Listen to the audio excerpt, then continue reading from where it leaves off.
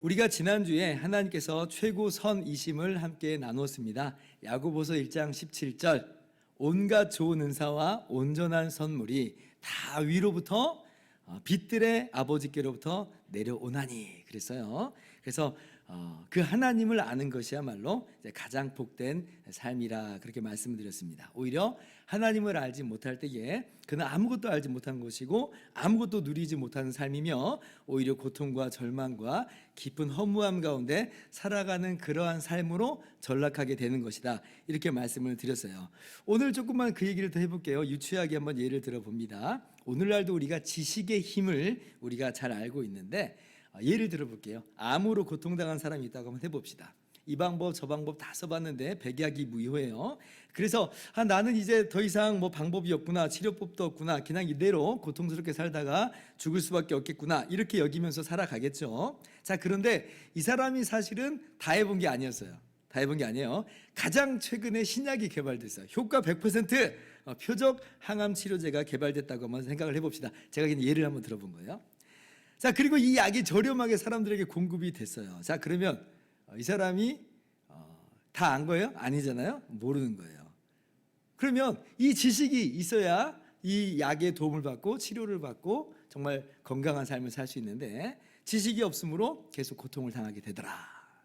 우리가 쉽게 예를 들어볼 수 있는 거예요. 또 다른 예를 한번 들어본다면 어느 지역에 도로가 이렇게 딱 지나가게 된다는 그런 개발 정보가 있다고 생각해 봅시다. 이건 실제 우리 삶 속에서 그런 일이 있는 것 같은데 여러분 아시잖아요. 사람들이 어떻게 그걸 알고 그 주변 땅에다 투자를 합니다. 우리는 모르는 정보를 사람들은 그렇게 잘한단 말이에요. 그래서 지금은 허허 벌판이고 아무런 쓸모없는 땅 같은데 나중에 보면은 거기가 개발돼 가지고 막 사람들이 다 알부자가 되곤 해요. 그죠?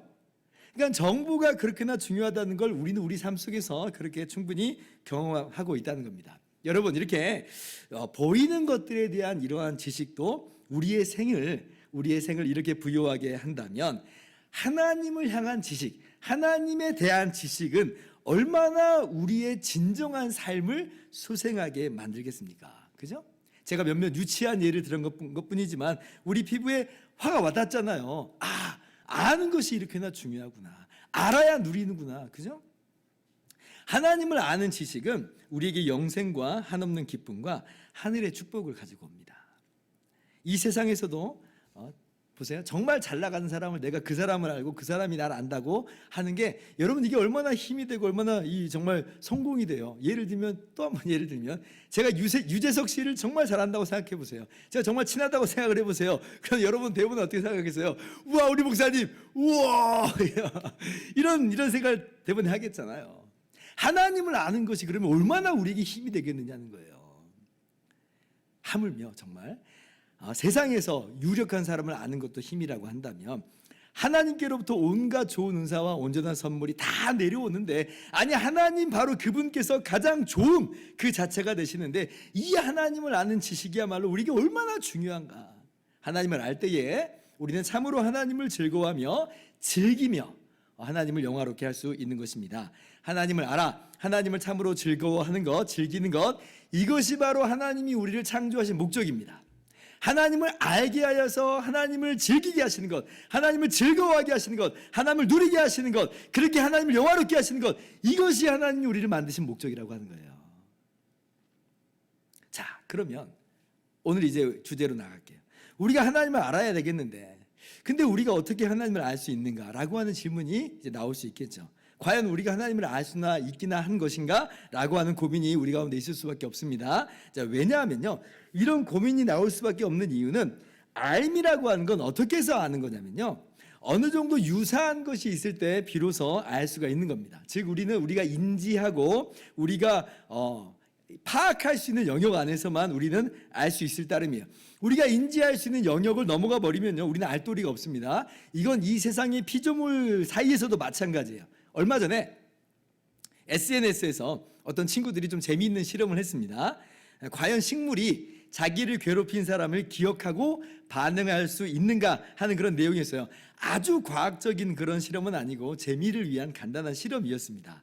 어떻게 이제 이 사람들이 실험을 했냐면 5일 동안 여러 사람들이 이제 그 식물 앞에 이제 있게 하는데 근데 그 중에 한 사람은 그 식물의 나무 이파리를 찢게 했어요. 그러면 이제 이 식물이 기억을 할 수 있겠느냐는 거예요. 그 사람을.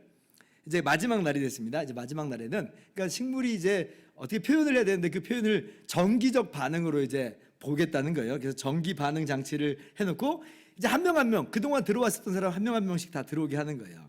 그런데 자기 이파리를 찢었던 그 사람이 딱 들어오니까 다른 사람보다도 격렬하게 전기 반응이 나타나더라 하는 그런 재미난 그런 실험이었습니다. 물론 이게요 여러 가지 다른 조건들을 다 통제한 게 아니기 때문에 이걸 너무 의미 있게 받아들이지 마세요.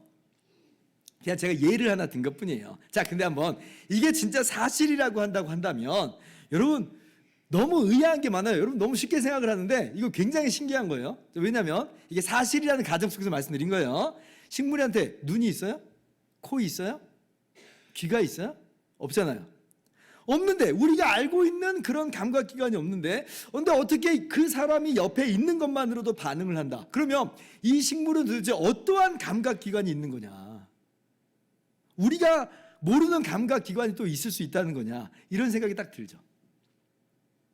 우리는 시각, 후각, 청각, 미각, 촉각 이렇게만 알고 있는데 근데 우리가 모르는 미지의 감각이 또 있을 수가 있겠다. 근데 우리는 그걸 알 도리가 없어요. 또 얼마나 신기해요? 식물에게 자 뇌가 없어요. 뇌가. 그죠? 식물한테 뇌가 없는데 근데 5일 동안 이런 과정을 기억하고 저 사람을 기억해낸다? 아니 이건 또 어떻게 된 거냐라는 궁금함이 대번에 생긴다는 말이에요. 뇌 정도는 아니더라도 무슨 다른 기억장치가 있다는 거냐. 이거 재미로 한 시험이니까 너무 큰 의미를 두지 마세요. 근데 제가 이런 예를 들고자 한 것은 우리가 알지 못하는 미지의 영역이 많다는 거예요. 우리의 인지 수준을 넘어버리면 피조물 사이에서도 이걸 밝혀내는데 굉장히 어렵습니다. 이 식물은 도대체 어떻게 이렇게 이런 반응이 나타나게 되는가 모른다는 게 모른다는 거예요. 반대로 한번 동물이 인간을 한번 생각해본다 생각해보세요. 한번 역지사지라고 입장 바꿔보세요. 자, 그럼 동물이 그들의 감각 기관을 넘어서 우리 인간됨을 알 수 있는가? 목사님 굉장히 깊게 생각을 하셨네. 깊게 생각을 했습니다. 인간의 사고력, 인간의 상상력, 인간 안에 잠재되어 있는 창조력, 인간의 복잡다단한 감정, 인간의 도덕성, 인간의 선택 능력, 인간의 종교성 이런 걸 짐승들이 알 수 있을까요? 모르는 거예요. 불가능한 거예요. 왜냐하면 동물의 감각을 뛰어넘고 있기 때문에 그렇습니다. 그렇듯 우리가요, 우리의 감각, 우리의 인지 능력을 뛰어넘어 버리면 우리도 모른다는 거예요. 마치 동물이 인간을 모르는 것처럼. 하물며 피조물과 피조물 사이에서도 그런데 피조물인 인간이 창조주인 하나님을 알 수 있는가라고 우리가 질문을 던져볼 수 있는 거예요. 과연 알 수 있겠는가? 이게 알 수 있는 영역이 아니라는 겁니다. 철학적인 말로 한다면 유한은 무한을 받아들이거나 이해할 수 없다. 그래요. 제가 그 말을 쉽게 설명을 한 거예요. 지금 방금. 그러므로 하나님을 알 수 있느냐? 우리는 하나님을 알 수가 없다. 하나님을 알 수 없으면 하나님을 영원히 즐기는 것, 그 안에서 안식과 만족을 누리는 것, 이거 불가능한 거다. 불가능하다. 존재적으로는 그래요. 그러나 성경이 말씀하는 바는 뭐냐면 우리가 하나님을 알 수는 없지만 그러나 하나님께서 하나님 자신을 인간이 알 수 있도록 그렇게 알게 해주셨다는 거예요. 그래서 인간이 하나님이 알게 해주시는 바로 그 범위 내에서 하나님을 알 수 있다라고 하는 겁니다. 이것을 계시라고 하는 거예요. 하나님의 자기 계시, 하나님께서 하나님 자신을 나타내 보여주셨다, 드러내 보여주셨다라고 하는 것입니다. 오늘 말씀 함께 볼까요? 로마서 1장 우리가 18절 이하를 읽었는데 19절 보세요. 이는 하나님을 알만한 것이 그들 속에 보임이라 하나님께서 그를 이들에게 보이셨느니라. 20절 같이요. 곧 그의 영원하신 능력과 신성이 그가 만드신 만물에 분명히 보여 알려졌나니 그러므로 그들이 핑계하지 못할지니라. 하나님이 우리로 하여금 하나님을 알 수 있도록 보여주셨다는 거예요. 어떻게? 19절 보니까 그들 속에, 그러니까 사람들 안에 하나님을 알만한 것을 보여주셨습니다. 20절 어떻게 해요? 만물에 하나님의 능력과 신성을 나타내 보여주셨다. 그래서 우리로 하여금 하나님이 이렇게 보여주신 대로 알 수 있게 하셨다라고 하는 것입니다. 그럼 이 말씀을 차근차근 좀 볼게요. 20절부터 봅니다. 자, 첫째, 어떻게 알게 하셨다고요? 창조 세계를 통해서. 그러니까 만물을 통해서 하나님이 어떤 분이신지를 알려주셨고, 우리는 하나님이 지으신 그 창조 세계 만물을 보는 것으로 하나님이 어떤 분이신지를 우리는 알 수 있다라고 하는 것입니다. 여러분, 일단 여러분 이 창조 세계를 보면요, 우리는요, 우리 눈으로 보이지 않아요. 우리의 감각 기관으로는 하나님을 만지거나 보고 느낄 수 없습니다. 그러나 이 창조 세계를 보면 우리는 하나님의 권능과 영광을 보고 그렇게 하나님의 존재를, 하나님의 절대자이신 하나님의 존재를 우리는 알 수가 있어요. 사람들은요, 하나님이 어디 있어 보이지 않잖아, 감각되지 않는다고 하면서 하나님의 존재를 부인하는 사람들이 있습니다. 얼마 전에 갤럽 인터내셔널에서요, 작년이죠, 세계 61개국 약 6만 명을 대상으로 설문을 조사했어요. 그랬더니 세계인의 72%는 신은 존재한다 이렇게 대답을 했어요. 신은 존재한다. 그럼 나머지 28%는 뭐예요? 잘 모르겠다 혹은 존재하지 않는다라고 하는 거죠. 우리나라는 훨씬 더 안 좋아요. 우리나라는 조사자의 41%만 신이 존재한다 이렇게 대답했습니다. 굉장히 떨어져 있죠. 기독교인이 20에서 25%인데 우리 기독교인은 다 하나님은 분명히 계신다라고 믿는 사람들이잖아요.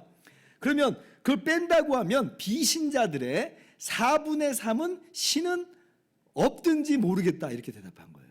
굉장히 우리나라의 상황이 안 좋습니다.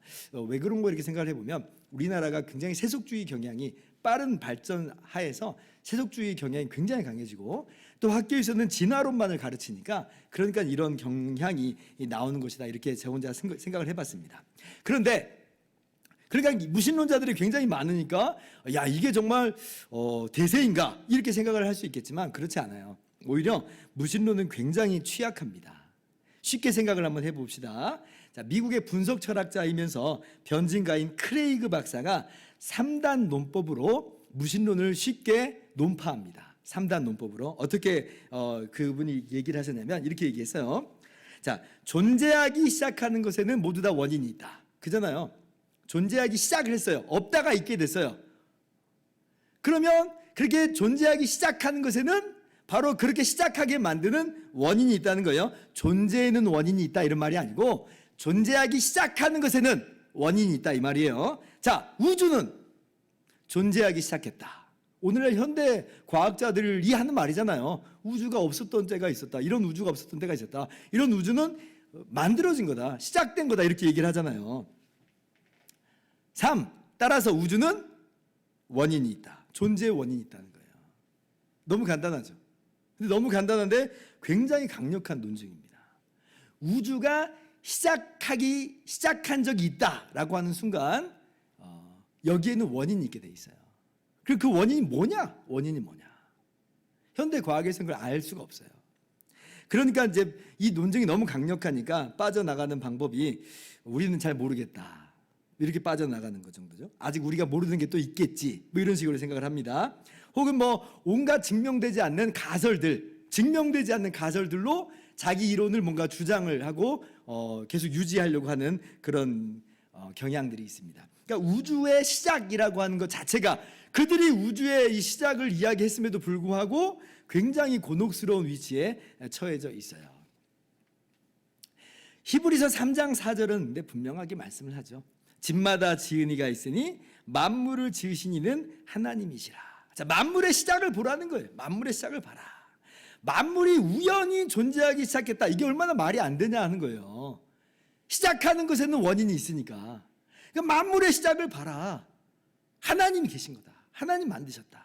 또 이 만물을 봐라. 무의미하게 놓여 있는 게 아니라 마치 집이라고 하는 분명한 목적을 갖고 있잖아요. 목적을, 조화와 질서를 갖고 있어요. 의미들을 이 안에 갖고 있잖아요. 그러면 이러한 목적을 볼 때에 이거는 의도한 분이 있다. 그래서 우리는 이 아름답고 조화로운 정말 오묘하고도 정밀한 우주 만물을 보면서 하나님의 존재를 우리는 의식하지 않을 수가 없습니다. 의식하지 못하는 게 더 이상해요. 일부러 귀를 막지 않는 이상은 이거는 사실 불가능한 일인데, 그런데 오늘날 사람들은 귀를 막고 있는 거죠. 사실은 하나님이 없다라고 하는 이 전제를 자신들이 깨트리기 싫은 거예요. 아담과 하와는요, 하나님께서 지으신 이 만물을 바라보면서 분명히 하나님의 능력과 영광을 분명하게 깨달을 수 있었을 것입니다. 사도 바울께서도 사도행전 14장 17절을 보면 이렇게 말씀합니다. 루스드라 사람들에게 이렇게 이야기하고 있는 거예요. 그러나 자기를 증언하지 아니한 것이 아니니 곧 여러분에게 하늘로부터 비를 내리시며 결실기를 주시는 선한 일을 하사 음식과 기쁨으로 여러분의 마음에 만족하게 하셨느니라. 그러니까 하나님께서 지금 하늘로부터 비를 내리시는 이 하나의 현상만을 이야기했지만 이러한 오묘하고도 너무나 조화로운 이런 현상을 통해서 지금 사람들을 이 세상을 유지하고 섭리하시고 이끌어 가신다는 거예요. 그러므로 사람들로 하여금 결실기를 갖게 하심으로 사람들의 삶에 만족과 기쁨을 주셨다. 하나님께서 하나님을 나타내 보여주셨다라고 하는 겁니다. 그래서 하나님을 누릴 수 있게 하셨다라고 하는 거예요. 그래서 우리는요, 이 하나님께서 만드신 만물을 보면서 하나님의 권능과 하나님의 능력을, 하나님의 신성을 분명하게 볼 수 있다라고 하는 것이에요. 자, 두 번째, 또 하나님께서 어떻게 하나님 자신을 드러내 보여주셨다 그랬어요? 아까 19절에 로마서 1장 19절에 뭐라고 그랬어요? 그 만물 중에서도 인간 자신을 보면 자, 하나님을 알 수 있도록 하셨죠. 그래서 우리는요, 우리 자신을 보면 하나님이 어떤 분인지를 또 알 수가 있는 거예요. 여러분, 인간에게는 정말 독특한 면이 많이 있습니다. 짐승과 다른 면이 너무나 많아요. 생각할 수 있는 능력, 선택할 수 있는 능력, 도덕적 판단을 할 수 있는 능력, 이성이 있고 인격이 있고 도덕성이 있어요. 여러분, 짐승에게는요, 어떤 일에 대한 책임을 묻지 않습니다. 사자하고 어린 양하고 같이 우리 안에 놓고 잡아먹지 말라고 해도, 그거 나쁜 행동이라고 아무리 얘기를 해도 내가 나중에 좋은 거 정말 줄게 기다려 라고 이야기해도 사자는 어린 양을 잡아먹습니다. 근데 거기다 대고 사자한테 책임을 지어요? 아니, 그렇지 않잖아요. 책임을 묻는다는 게 더 이상한 거예요. 짐승에게 무슨 생각을 논하고 무슨 도덕을 논하고 무슨 선악을 논하겠어요? 무슨 사랑을 논하고 무슨 희생을 논하냐 말이에요. 근데 인간에게는 그렇게 해요. 인간에게 굉장히 독특한 면이 있다는 거예요. 아니, 그럼 인간이 이상한 걸까? 짐승이 이상한 걸까? 인간 빼고는 온 우주가 인간처럼 생각하고 인간처럼 선택하고 인간처럼 도덕을 따지지 않아요. 온 우주는 인간에게만 따집니다. 그러면 이걸 볼 때에 우리가 가지고 있는 이성과 인격과 도덕성을 보면서 우리는 아하, 인격적인 절대자, 이성과 인격과 도덕을 지닌 절대자를 신을 떠올리지 않을 수가 없다는 거죠. 아, 이거는 이런 분이 계신 거구나, 그분에게서 나온 거구나라고 우리가 분명히 깨달아 알 수가 있는 거죠. 그런데 오늘날 이러한 인간의 이성과 인격과 도덕이 하나님의 이로부터 나온 것을 부정하는 사람이 있어요. 이런 사람들은 어떤 사람들이냐면 인간의 이성과 도덕 이런 건 그냥 물질이 이리저리 조합되는 과정 속에서 나타나는 하나의 물질 현상으로 봅니다. 이성이라고 하는 것 그렇게 의미 있다는 거 아니라는 거예요. 인격, 도덕이라고 하는 거 의미 있는 거 아니라는 거예요. 물질의 한 현상에 불과해요. 자, 그러면 이 사람에게는요, 이게 뭐가 되는 거냐면 이런 이성과 인격과 도덕은요, 다 신기루에 불과해요. 의미 있고 가치 있는 게 아니에요. 왜요? 물질의 현상이잖아요. 물질의 현상이에요. 그러면 그 사람의 행동이나 가치 있는 어떤 판단이나 선택에 대해서 어떻게 책임질 수 있겠어요? 책임질 수가 없어요. 왜요? 물질의 한 현상인데, 물질이 그렇게 만든 것뿐인데, 물질이 이렇게 생겨먹은 이상 아니 어쩔 수 없다 그러면 무슨 말을 하겠어요? 그러니까 다 신기루예요. 헛개비예요. 물질 현상이면 그렇습니다.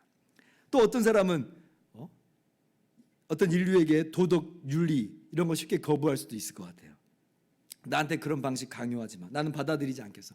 온 우주가 그런 식으로 살지 않잖아. 왜 유독 인간만 그래야 되는데 나는 우주의 방식을 따르겠어 해도 사실 할 말이 없게 됩니다. 왜냐하면 사람을 제외하고는 온 우주에 그렇게 존재하는 그런 존재가 없거든요. 도덕과 윤리에 있어서 어떤 절대적인 기준을 매길 수가 없다는 거예요. 인간에게 있는 이 이성과 인격과 도덕이라고 하는 게 물질의 현상이라고 한다면 거기에 무슨 기준이 있겠어요? 없다는 거죠. 자, 그런데 우리는 그렇게 여기고 있지 않아요. 하나님을 믿지 않는 사람도 사실은 그렇게 살고 있지 않습니다. 하나님 믿지 않는 사람들도 이성과 인격과 도덕성을 알고 있다고 생각하고 의미 있다고 하고 가치 있다고 해요. 인간에게 양심이라고 하는 게 있다고 생각을 합니다. 의미 있는 거라고 이야기해요. 이게 뭐예요? 사실은 다 회피하고 있지만 인간에게는 독특한 면이 있다. 하나님에 대한 어떤 의식이 있다라고 하는 것을 사람들도 내심은 알고 있어요. 그래서 우리는요, 우리 자신을 볼 때에 아하, 인격적이신 하나님이 분명히 계시는구나라고 하는 것을 분명히 알 수가 있는 것입니다. 그러니까 정리를 한번 해보면요, 만물을 보면서도 우리가 하나님의 능력과 하나님의 신성을, 영광을 볼 수가 있어요. 이렇게 아름답고 오묘한 질서 있는 세상을 보면서 우리 하나님을 보게 된단 말이에요. 또 그 만물 중에서 우리 인간을 보면서 우리 인간이 얼마나 이성적이고 인격적이고 도덕적인지 우리 안에 있는 양심을 보면서도 아하, 인격적인 하나님을 우리는 충분히 알 수가 있다라고 하는 겁니다. 그래서 여러분, 인간에게만 있는 정말 독특한 현상이 뭐냐면, 이 세상의 모든 문명과 모든 민족을 다 조사해 보면 종교가 없는 민족이 없어요. 모두 다 종교가 있어요. 아무리 미개하게 여기는 그러한 인류 사회를 한번 들여다봐도 무슨 열대 우림 사이에 있는 알려지지 않는 그런 종족을 찾아가 봐도 거기에는 뭔가 신앙 활동이 있다는 거예요. 신앙 활동이 있어요. 그런가 보구나 하고 그냥 이것이 신기한 현상이네 라고 우리가 그냥 넘어가 버릴 수 있지만, 이게 그렇게 쉽게 넘어갈 얘기는 아니에요. 얼마나 이거 신기한 얘기예요. 왜 인간은 종교성을 가지고 있는가? 그래서 신학자들은 이것을 종교의 씨앗이라고 불렀죠. 하나님에 대한 의식이 인간 내부에 자리 잡고 있다는 겁니다. 오히려 우리가 지금 무신론이 대다수라고 여기는 그 생각이 최신의 트렌드예요. 이거는 정말 오늘날에서야 사람들이 그런 식으로 나가고 있지, 오히려 무신론은 사실은 그렇게 역사 안에서 주류가 아니었습니다. 주류가 아니었어요. 하나님께서는 만물과 인간 안에 하나님을 알 만한 것들을 보여주셨기 때문에 그렇습니다. 그래서 하나님 안에서 참된 안식과 만족을 누릴 수 있게끔 하셨다는 거예요. 자, 그런데 오늘 로마서 말씀이 뭘 이야기해요?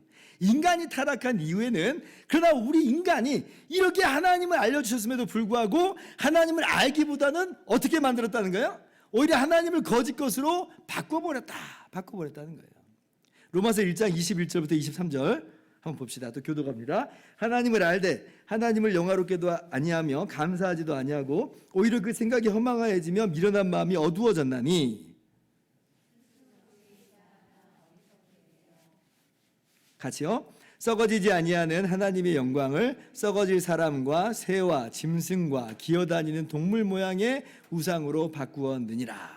하나님께서 하나님 자신을 이제 가렸다는 말이 아니에요. 여전히 알려주신다는 거예요. 여전히 만물은 하나님을 드러내고 있고 여전히 인간 안에서도 하나님을 증명하여 나타내 보여주고 계십니다. 근데 그럼에도 불구하고 어떤 일이 벌어지냐면, 하나님을 알아야 되는 인간 자신이 바뀌어버렸어요. 인간 자신이 바뀌었어요. 그래서 하나님을 알려고 하지 않아요. 하나님을 거절합니다. 그렇게 하나님을 떠나버리는 거예요. 제가 정말 놀랍게 여기는 사람 중에 한 명이 누구냐면, 구약 성경에 아담의 아들 가인이에요. 가인. 한번 가인의 경우를 한번 들어가 보자고요. 가인이요, 하나님을 알았죠. 가인 하나님 알았어요. 하나님 모르는 사람 아니에요. 먼저는 어떻게 알았을까 생각해 보면 아버지인 아담을 통해서 들어왔을 겁니다. 하나님의 창조와 또 아담의 타락, 그럼에도 불구하고 회복을 예고하여 주신 하나님의 말씀까지도 죄다 들어서 알고 있었을 거예요. 가인이 하나님께 제사 드렸다 그러죠. 제사 드렸다라고 하는 것은 하나님을 안다는 거예요. 하나님 몰랐으면 아예 제사도 안 드렸을 거잖아요. 그죠? 게다가 가인은 어떤 사람이냐면 하나님의 말씀을 직접 듣기까지 해요. 하나님이 가인의 제사 듣지 않으시잖아요. 그죠?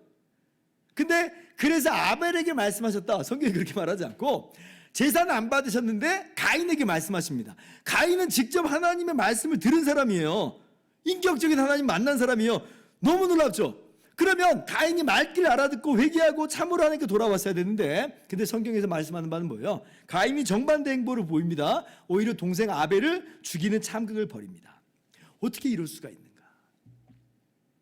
자, 하나님을 알면 뭔가 바뀌어야 되는 거 아니었을까? 하나님을 몰랐다고 하면 이런 죄악이 좀 참작이라도 되겠는데, 하나님의 음성을 직접 들은 후에 이런 일이 벌어졌어요. 어떻게 된 건가? 로마서 1장 21절이 분명히 얘기해주고 있어요. 왜 그런가? 보세요. 하나님을 알되 하나님을 영화롭게도 아니하며 감사하지도 아니하고 이렇게 생각이 허망하여지며 미련한 마음이 어두워졌나니. 이게 사실이에요. 인간 안에 거대한 변화가 생긴 거예요. 일반 계시를 통해서 만물과 인간을 통해서 하나님을 드러내 보여주신 그것을 인간이 알 수 없게 되었고, 안다 하여도 그것이 유의미한 어떤 결과를 나타내질 못해요. 유의미한 변화로 이어지질 못해요. 여전히 그 인생은 하나님을 떠난 삶에서 머물러 버린다는 거예요. 그래서 가인 이후의 인류의 양상을 보세요. 이 짧은 시간에 완전히 타락해 버리죠. 막 1, 2천 년 정도의 시간, 긴 시간이네요 생각을 할 수 있겠지만, 그 당시에 사람은 한 1000년 가까이 살았잖아요. 그러면 1, 2천 년이라고 해도 그게 긴 시간이 아니에요. 하나님에 대한 바른 지식과 신앙이 충분히 전수될 수 있는 시간인데, 그래도 2000년도 안 되는 그 시간 속에서 아담 이래로 인간은 급속하게 다 타락해 버렸어요. 노아 시대 때 가보면 아무도 하나님을 알려 하지 않아요. 다 하나님을 떠나버린 삶, 죄악 가운데 살아버립니다. 어떻게 이럴 수 있는가? 인간 안에 변화가 생긴 거예요. 그래서 하나님께서 노아 시대 대홍수로 인류를 다 심판하셨죠. 노아와 7 식구들만 남기셨습니다. 그들은 구원받았어요. 그들은 하나님께서 하시는 끔찍한 심판과 또 하나님의 또 놀라운 구원을 경험했어요. 그러면 인간이 또 타락할 일이 없어야 될 것 같은데, 근데 노아의 홍수 이후에 여전히 인류는 어때요? 급속하게 타락해요. 마찬가지로 1000년이 지나지 않았음에도 불구하고 사람이 바벨탑을 쌓기 시작합니다. 대꼭대기를 하늘에 닿게 하자, 흩어짐을 면하게 하자. 하나님을 의지하고 섬기는 게 아니라 도리어 인간 중심의 사회와 세계를 구축하기에 바쁘게 됐습니다. 이게 어떤 의미예요? 일반 계시로는 이제 우리는요, 하나님을 바르게 알 수도 없고, 하나님을 안다고 해도 그것이 유의미한 결과와 변화를 이뤄내지 못하게 됐다라고 하는 겁니다. 오해하지 마세요. 하나님은 여전히 만물을 창조하시고 다스리고 계신 하나님이세요. 하나님께서는 통치하심으로 하나님 자신의 영광과 권능을 드러내 보이십니다. 이건 전혀 하나님 위축됨이 없으십니다. 하나님은 창조 이후로 여전히 일하고 계세요. 우리 모두는 그렇게 하나님의 나타내 보여주심 안에서 살고 있는 거예요. 일반 은총 안에서 살고 있어요. 이런 일반 계시에 문제가 있는 게 아니라는 말입니다. 근데 뭐에 문제가 생겼냐면, 일반 계시를 받아들이는 인간 안에 변화가 생기게 됐다. 그러므로 우리에게 필요한 게 뭐냐? 우리가 일반 계시로는 하나님을 알 수 없으니, 하나님을 알려고도 하지 않으니, 그래서 하나님을 즐거워할 수 없고 즐길 수 없고 누릴 수 없으니, 이제 그래서 뭐가 필요하게 되냐면 하나님의 특별하신 계시가 필요한 거예요. 하나님께서 특별하게 자신을 나타내시는 그것이 필요해. 그것이 이제 성경에서 말하는 구속 역사가 그렇게 해서 진행이 되는 겁니다. 그래서 우리는 오늘 이제 이 두 가지를 다 생각을 해야 돼요. 먼저는 일반 계시가 중요합니다만은, 그러나 일반 계시로는 우리가 하나님을 알 수 없고 하나님을 누릴 수 없고 유의미한 결과와 변화를 얻을 수 없다는 거예요. 도리어 하나님의 특별하신 계시 가운데서 하나님을 아는 것이, 이것이 핵심이구나라고 하는 것을 우리는 먼저 깨달아야 됩니다. 그것 외에 다른 것으로는요, 우리 하나님을 바르게 알 수가 없는 거예요. 그래서 특별 계시 외에 다른 것으로 엉뚱하게 하나님을 알려고 하는 모든 시도는 중단돼야 됩니다. 그러니까 예수 그리스도 빼고 성경 말고 다른 것에서 하나님을 찾으려 드는 거는요, 다 부질없는 역사가 증명하고 있어요. 다 부질없는 것이라고 이야기를 하고 있어요. 왜요? 오늘 말씀도 보세요. 그렇게 해서 하나님을 알 수 없고 하나님의 영광을 다 다른 것으로 바꾸어 버렸다 그러잖아요. 우리 이 땅에 있는 모든 종교와 모든 우상들을 보세요. 얼마나 많이 하나님의 영광을 다른 것으로 바꾸었는지 우리가 보고 있잖아요. 우리는 그래서 어디부터 시작을 해야 되냐면, 일반 계시부터 시작하는 게 아니에요. 하나님의 특별 계시서부터 출발해야 돼요. 거기에서 우리는 하나님을 아는 거예요. 그렇게 하나님을 아는 것으로 이어져야, 다른 것이 확대돼야 되지, 이 순서를 절대로 뒤바꿔 놓을 수 없다라고 하는 것을 꼭 깨달아야 됩니다. 두 번째, 자, 하나님의 특별하신 자기 계식 속에서 하나님을 알게 된 우리는요, 이제 그렇다면 하나님을 우리가 바르게 알게 되었으니 여전히 일반 계시 속에서 하나님을 드러내 보여주신다고 했잖아요. 그렇다면 하나님을 아는 사람으로서 일반 계시 안에서 하나님을 더욱더 드러내는 일을 우리는 또 해야만 합니다. 하나님께서 일반 계시 속에서 하나님 당신을 가리신 게 아니니까, 일반 계시 속에서 여전히 드러내고 계시니까 우리는요, 그러한 하나님을 더욱더 드러내야 돼요. 그래서 우리 기독교야말로 더욱더 사회와 과학의 진보에 힘을 써야 됩니다. 그렇게 해서 하나님을 드러내기 힘써야 된다는 거예요. 더욱더 사회 정의 구현과 자비와 긍휼 사역에 우리가 진보를 나타내 보여야 됩니다. 그렇게 해서 하나님의 영광을 드러내 보이자라고 하는 거예요. 그러므로 이러한 만물 속에서 우리는 더욱더 하나님을 알아가게 되는 것이고 더욱 드러내게 되는 것이고 그렇게 더욱더 우리가 하나님을 누리게 되는 것이다 라고 하는 거예요. 물론 이렇게 해서 세상 사람들이 우리가 일반 계시 속에서 하나님을 드러내 보여준다고 해서 그들이 하나님을 알게 된다? 아니에요. 모른다고 그러잖아요. 일반 계시 속에서는 하나님을 알 만한 것이 없습니다. 안 돼요. 그러나 할 수 있는 데까지 하는 거예요. 해보는 데까지 하는 거예요. 그들 안에 있는 단단한 껍질을 두들겨는 보는 게 두들겨 보는 거예요. 최소한 뭐 그들이 아무런 변화가 없을지라도 우리 믿는 사람들은 이러한 일반 계시 속에서 하나님을 더욱더 풍성하게 아는 것으로 그 하나님을 누릴 수 있으니까. 그러니까 우리는 사회와 도덕과 사회와 과학과 도덕과 또 그리고 우리의 관계 속에서 우리는 하나님을 더욱더 알아가고 나타내 보이는 것, 또 그 안에서 하나님을 즐기는 것은 의미 있는 행동이다라고 하는 것이에요. 그래서 이 두 가지를 우리는 아울러 가지고 살아야 됩니다. 그냥 성경만 보는 것으로 끝내지 마시고, 그게 핵심이고 그게 정말 제일 중요한데, 예수 그리스도 안에서 하나님 만나는 게 제일 중요해요. 그러나 우리는 일반 계시 속에서도 하나님을 충분히 이제는 누릴 수 있는 존재가 됐으므로 일반 계시 안에서 활동하는 것도 우리가 위축됨 없이 해야 돼요. 예전에 제가 조지 워싱턴 커버라고 하는 그러한 사람의 학자를 이야기한 적이 있었는데, 미국의 땅콩 박사라고 하는 유명한 이 사람이잖아요. 미국의 노예 해방이 막 이루어진 이후에 태어났습니다. 그렇지만 여전히 차별이 심했던 그런 시대고 흑인들은 가난하게 살 수밖에 없는 그런 상황이었죠. 근데 이 사람이 열심히 공부를 했어요. 농학 박사가 됐습니다. 그런데 당시 남부 지역에는 목화를 주로 재배를 했는데, 근데 이 목화 재배할 때 땅도 많이 이제 지력도 많이 뺏어가고, 그리고 목화씨 바구미인가 이런 이 해충이 생겨가지고 아주 그냥 사람들이 다 목화 농사를 했던 사람 다 파산하고 이런 거예요.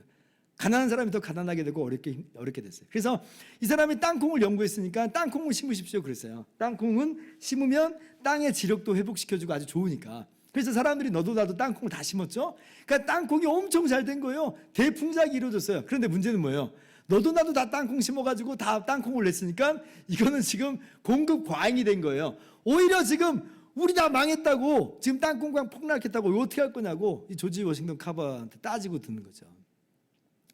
조지 워싱턴 카버는 정말 착한 일 한 건데, 선한 일 한 건데, 마음에 아주 깊은 절망과 좌절이 돼가지고 하늘을 우러러보면서 하나님이 왜 이 우주 만물을 왜 지으셨습니까?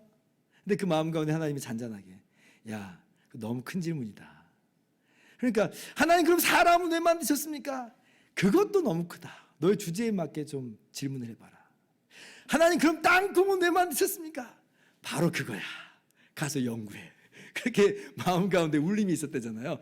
그래서 연구실에 가가지고 이 땅콩은 하나님이 왜 만드셨는가 연구했더니 연구에 거듭하니까 우리는 먹는 땅콩만 있는 줄 알았더니 그 땅콩으로 나오는 제품이 무려 108가지의 제품이 나왔다고 하죠. 땅콩을 통해서 인류를 아주 복되게 만드는 그런 일이 있었다라고 하는 내용을 제가 책에서 읽어본 적이 있습니다. 그래서 하나님의 일반 계시를 우리가 또 귀하게 여겨야 돼요. 이런 걸 통해서도 하나님께서 하나님의 능력과 하나님의 오묘하심을 나타내 보이시는구나. 그래서 인간으로 하여금 복을 누리게 하시는구나. 그래서요, 우리가 특별 계시라고 하는 중심성을 분명하게 놓치지 않은 그 안에서 그렇게 하나님을 아는 우리로서 그렇게 우리의 삶 속에서 하나님을 더욱더 알아가고 하나님을 더욱더 드러내고 그렇게 하나님을 즐기고 누리는 그런 복된 시간 살아가실 수 있는 저와 여러분 다 되기를 주님의 이름으로 축원합니다.